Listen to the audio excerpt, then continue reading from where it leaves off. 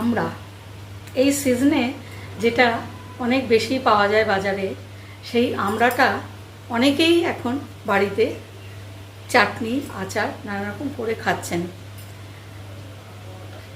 আমাদের যে দেশি মশলা, সেই মশলা দিয়েই আমরা সেটা বানাই, চাটনিও বানাই, আচারও বানাই, বানিয়ে আমরা খাই বা খেতে অভ্যস্ত। কিন্তু আজকে আমি আপনাদের কাছে আমড়া দিয়ে একটা আচার বানাবো, বানিয়ে দেখিয়ে দেব যে সেটা একদম নতুন রকম মশলা তাতে দেওয়া হবে। আর সেই মশলা দিয়ে তৈরি করা আচারটা যে কতখানি ভালো হয়, আর বিশেষত যারা সেই আচারটা ওই স্বাদে খেতে, ওই স্বাদের রান্নাবান্না খেতে পছন্দ করেন, তাদের কাছে ভীষণ আকর্ষণীয় একটা আচার তৈরি করব আজকে আপনাদের সামনে। আমানেশেল.com থেকে আমি মহুয়া। আজ তাহলে নতুন একদম ভিন্ন স্বাদের একটা আমড়ার আচার তৈরি করার জন্য উপস্থিত হয়েছি। আর আমড়াগুলো হচ্ছে বিলিতি আমড়া, দেশি আমড়া কিন্তু নয়, অর্থাৎ তার সাইজটা বড় বড়। দেখিয়ে দিই আপনার। এই বড় বড় বিলিতি আমড়াগুলো আমি সম্পূর্ণভাবে খোসা ছাড়িয়ে পরিষ্কার করে ধুয়ে নুন মাখিয়ে রেখে দিয়েছি। কিন্তু এইভাবেই তো আমি করব না, গোটা গোটা করে আমি করব না, এই পিলার দিয়েই আমি কিন্তু এইগুলোর খোসা ছাড়িয়েছি। এবার দেখুন কতটা জল এখানে বেরিয়ে এসেছে। এই জলটা কিন্তু আমি ফেলে দেব। এই আমড়াগুলো আমি এই পিলার দিয়েই এগুলোর ওপর থেকে এরমভাবে একটু ছুলে ছুলে নেব, গা ছোলার মতো করে। আমড়ার অংশগুলো, এগুলো কিন্তু ফেলার জন্য নয়, এগুলো এইভাবেই আমি ছুলে নেব। তো এই কাজটা আপনারা যদি এইভাবে ছুললে একটু পাতলা হয়, এইভাবে পাতলা না করে আপনারা যদি মনে করেন তাহলে একটু মোটা করেও কিন্তু কাটতে পারেন। ভেজা তো, যার জন্য আমার হাত পিছলে যাচ্ছে, আমি ছুরি দিয়েও দেখিয়ে দিচ্ছি। ঠিক এইভাবে মোটা মোটা করে যদি কেটে নেন তাও নিতে পারেন, এই থিকনেসে, অর্থাৎ একটু শাঁস রেখে। আমি সবকটা আমড়াই এইভাবে মোটা মোটা করে কেটে নিলাম। এর ভেতরে যে আঁশের মতো জিনিসগুলো রয়েছে, অর্থাৎ আমড়া একটু পেকে গেলে এই ব্যাপারটা এসে যায়, তো এগুলো নিয়ে খুব একটা মাথা ঘামাবার ব্যাপার নেই।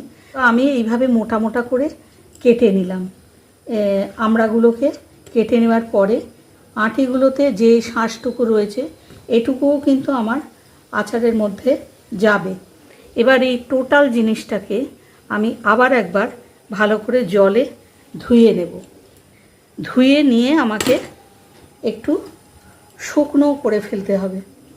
সেজন্য আমি পাত্রে নিয়ে এটাকে ভালো করে ধুয়ে ফেলছি। আমি এই ট্রেটার উপরে একটা রুমাল বিছিয়ে নিয়েছি, নিয়ে এই পুরোটা আমি এখানে ঢেলে দিলাম, কারণ এটা আমাকে ভালো করে একটু শুকিয়ে নিতে হবে। জলটা থাকলে চলবে না। তো আপনারা যদি সময় থাকে তাহলে যেটা করবেন, একটুখানি রোদের মধ্যেই এটাকে একটুখানি বা এমনি হাওয়ায় রেখে শুকিয়ে নেবেন। শুকিয়ে নেওয়াটা, অর্থাৎ জলটা গায়ে থাকা চলবে না। আমরা যারা আচার করতে অভ্যস্ত তারা সবাই জানি আচারের উপকরণে জল থাকা খুব বিপজ্জনক, কারণ সেটা নষ্ট হয়ে যায়। তো আমি এইভাবেই এটাকে একটু মুছে জলগুলো সোক করিয়ে নিলাম। রুমালে শুষে গেছে জলটা।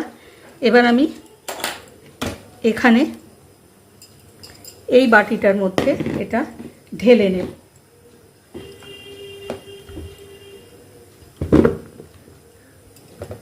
এবার আমার যেটা রইল আমি আঁটি আর আলাদা করলাম না।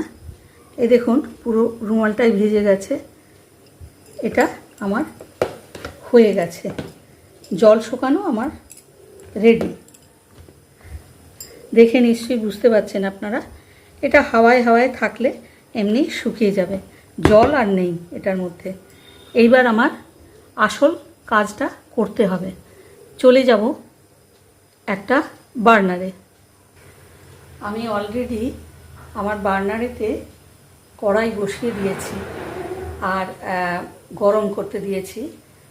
এইবার আমি তেল ইউজ করব। প্রশ্ন হলো কি তেল দেব। একটা কথা আপনাদের বলি, যেটা আমার রান্নাঘরে থাকে না, সেটা হচ্ছে অলিভ অয়েল। যদি আপনারা মনে করেন যে অলিভ অয়েলেই করবেন, তাহলে কিন্তু করতে পারেন এবং সেটা খুব ভালো হবে। যেহেতু আমার ঘরে অলিভ অয়েল থাকে না এবং এই মুহূর্তে আমার এনে রাখাও নেই, তার জন্য আমি এটা সর্ষের তেলেই করব। সর্ষের তেলে করব বা সাদা তেলেও করতে পারেন। এমনি সয়াবিন অয়েল, যেটা সানফ্লাওয়ার অয়েল, এগুলোতেও আপনি করতে পারেন। তো আমি একটু কনফিউজড, সর্ষের তেলে হবে না সাদা তেলে হবে। তো আমি ভাবছি সাদা তেলেই করব। মানে আমার কাছে সয়াবিন অয়েল রয়েছে, সেই সয়াবিন অয়েলে আমি এটা বানাবো। তো চলুন, আর উপকরণগুলো একটু আপনাদেরকে দেখিয়ে দিই। বেসিক উপকরণ যেটা, অর্থাৎ আমাকে এখন এটা বানাবার জন্য যে উপকরণগুলো লাগবে কেবলমাত্র সেই উপকরণের যেটা মূল, সেটা আমি দেখিয়ে দিচ্ছি আপনাদের। এই যে চিনি আছে, হ্যাঁ এটা গুড় দিয়ে হবে না, চিনি দিয়ে হবে। আর চিলি ফ্লেক্স এখানে রয়েছে। মানে এটা চিলি ফ্লেক্সটা আপনারা যদি বাড়িতে না থাকে, তাহলে এমনি কাশ্মীর লঙ্কা বা এমনি ঝাল লঙ্কা, যেটা শুকনো লঙ্কা, সেই লঙ্কাগুলোকেও আপনারা একটু খুব সুন্দর করে ছোট্ট করে কুচিয়ে কুচিয়ে আপনারা কিন্তু এটা দিয়ে দিতে পারেন, এটাতেও কিন্তু ভালো হবে। চলুন, কী যে বানাচ্ছি সেটা আপনারা এক্ষুনি বুঝতে পারছেন না, কিন্তু এটা বুঝতে পারছেন বিলিতি আমড়ার একটা ভিন্ন স্বাদের আচার হতে চলেছে। চলুন এবার তাহলে আমার বার্নারে আমি কাজটা শুরু করে দিই। আমি আমার এই সয়াবিন অয়েল এখানে দিয়ে দিলাম। আমি এভাবে ঢাললাম, পরিমাণটা বলে দিচ্ছি, 1 টেবিল চামচ। এই 1 টেবিল চামচ তেল আমি দিলাম। এবারে ফোড়নটা কী দেবো বলুন তো? 5 ফোড়ন, সর্ষে, না কি? না, 5 ফোড়নও যাবে না, সর্ষেও যাবে না। যেটা যাবে সেটা হচ্ছে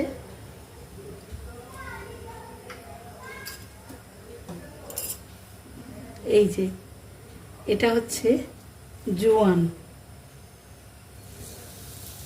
এটা হলো জোয়ান। তো আমি খুব সামান্য ওই সিকি চা চামচ জোয়ান এর মধ্যে দিয়ে দিলাম। আমি আমড়ার আটিগুলোকেই আগে একটু ভেজে নেব। এইটা হালকা ভেজে নিয়ে আমি শাঁসের অংশগুলো এতে ফেলে দেব, দিয়েও আবার একটু ভাজবো। তবে এই ভাজাটা কিন্তু একদম সেই আমড়া ভাজার মতো করে ভাজা হবে না, সেভাবে আপনারা ভাজবেন না।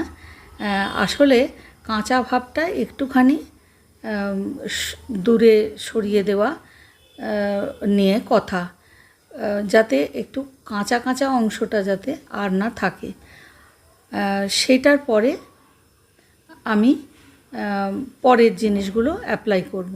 শাঁসগুলো দিয়ে দিলাম। এবার শাঁসগুলোকেও একটু ভাজতে হবে।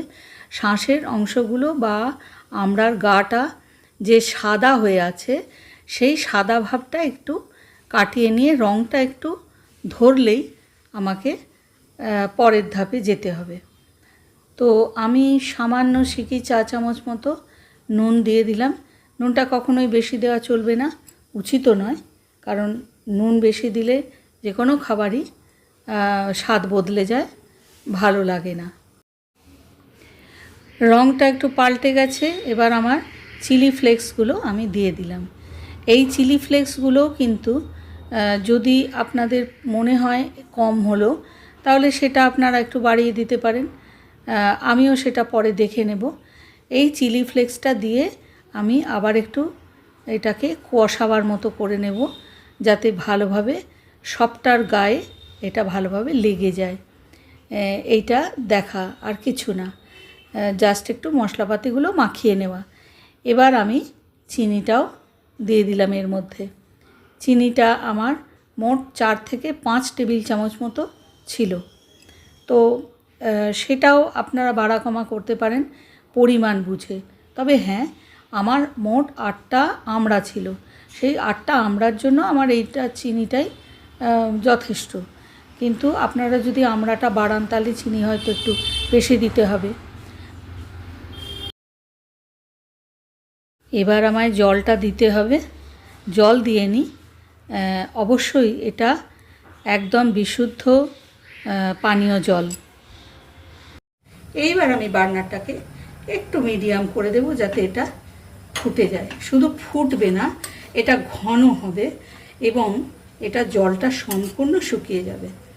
একদম যেটা আচারের কাই বলা হয়, হ্যাঁ, সেই কাইটুকুনি এর মধ্যে থাকবে। তো এটা ফুটতে থাকুক, আমি আপনাদের কাছে ফেরত আসছি এটা ফুটে ঘন হবার পর। এটা জল কমতে কমতে অনেকটাই নেমে গেছে। সেটা আপনারা গোড়ার দিকে যতটা জল ছিল সেটা দেখে বুঝতে পারছেন যে অনেকটাই জল কমে গেছে এবং এটা ঘন হতে শুরু করেছে। তার সবচেয়ে বড় প্রমাণ এই যে অনেক বেশি বুদবুদ এখানে উঠছে, সেটা বোঝা যাচ্ছে যে এখানে জলটা অনেক কমে গেছে। আর এই দেখুন, একদম রানিং নেই আর এরম। তো এখানে এখন কিন্তু এটা বন্ধ করা যাবে না, এটা পুরো জল কমবে, নরম হবে তারপর। তাই বলে আপনারা বার্নারটা বাড়িয়ে কাজটা করবেন না, তাতে জিনিসটার মধ্যে তো চিনি আছে, সেটা কিন্তু পুড়ে যেতে পারে তলায়। চলুন আমি আবার একটু কমিয়ে দিলাম। এখন কিন্তু আমি মিডিয়াম থেকে লো করে দিলাম। অপেক্ষা আমাকে করতেই হবে, ভালো ভালো খাবার খাওয়ার জন্য প্রত্যেককেই অপেক্ষা করতে হয়, সুতরাং আমাকেও অপেক্ষা করতে হবে। এটা কিন্তু এখন একদম ঘন হয়ে গেছে, তলাতে শুধু রসটুকুই রয়েছে। এইবার আমি এখানে একটু ভালো জলে গুলে রেখেছিলাম, অর্থাৎ ড্রিঙ্কিং ওয়াটারে। আমি যে জলটা এর মধ্যে দিয়েছি সেই জলেই আমি এটা গুলে রেখেছিলাম। সেটা হচ্ছে একটু সামান্য একটু কর্নফ্লাওয়ার। এই কর্নফ্লাওয়ারটা আমি এখন এর মধ্যে দিয়ে দিলাম। এটা আপনারা যদি মনে করেন এটাই যদি দেব তাহলে এতটা জল মরাতে হবে কেন, না, সেটা না, আপনাদের জলটা মরাতে হবে। তা না হলে কর্নফ্লাওয়ারটা আগে দিয়ে দিলে কিন্তু, এবার আমি কিন্তু এটা বন্ধ করে দিচ্ছি, তা নাহলে এটা একদম চিনির রসে শক্ত হয়ে যাবে। সুতরাং এটা আমি একদম বন্ধ করে দিলাম। এইবার যে মশলাটা, একটাই মশলা আমি এটার মধ্যে মেশাবো, সেই মশলাটা কিন্তু আমাকে এই গরমে মেশালে চলবে না। এই আচারটাকে সম্পূর্ণ ঠান্ডা করে তারপর আমি এটা মেশাতে পারবো। তো চলুন একটু এটাকে ঠান্ডা করে নিই, তারপর আসছি। দেখিয়ে দিই আমি আসল কি মশলা এখানে মেশাবো। এটা যারা দিয়ে অভ্যস্ত তারা বুঝতে পারছেন এটা কি। হ্যাঁ, এটা হচ্ছে অরিগ্যানো। এই অরিগ্যানোটাই আমি, আমার এই আচারটা ঠান্ডা হয়ে গেছে, এটার উপর আমি এভাবে ছড়িয়ে দিলাম। কি মনে হচ্ছে? একেবারে বিলেতি আমড়ার বিদেশি একটা আচার। সত্যি বলছি, এই আচারটা যা সুন্দর খেতে হবে সেটা আপনারা পারলে আজকেই না বাড়িতে বানিয়ে নিন, বানিয়ে রাখুন, কালকে থেকে খাওয়া শুরু করুন। দাঁড়ান, আমি নিজেই খেয়ে একটু দেখি এটা আমি যা করেছি সেটা কতটা টেস্টি হয়েছে। ওই যে বললাম, চিজটা মেলালে কিন্তু একদম ইটালিয়ান ফ্লেভার এসে যাবে। দাঁড়ান, আমি একটু খেয়ে দেখি।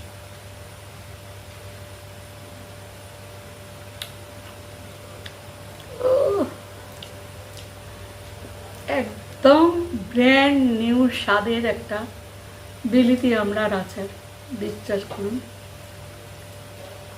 অনবদ্য সুন্দর খেতে হয়েছে। এই দেখুন, আমাকে দেখে বুঝতে পারছেন আপনারা। ছুটি করে চলে যাচ্ছি, আপনারা এই আচারটা বানিয়ে সবাই খান, আর খেয়ে না আমাকে অবশ্যই মন্তব্য করে জানাবেন। আপনাদের কমেন্ট করলে আমি বুঝতে পারবো আমি সাকসেসফুল হয়েছি কিনা। আমি জানি আমি সাকসেসফুল, কিন্তু আপনাদের তো খেয়ে সেটা বলতে হবে। আমানেশাল.com থেকে আমি আপনাদের অনেক অনেক ধন্যবাদ আর নমস্কার জানিয়ে আজকের মতো বিদায় নিলাম।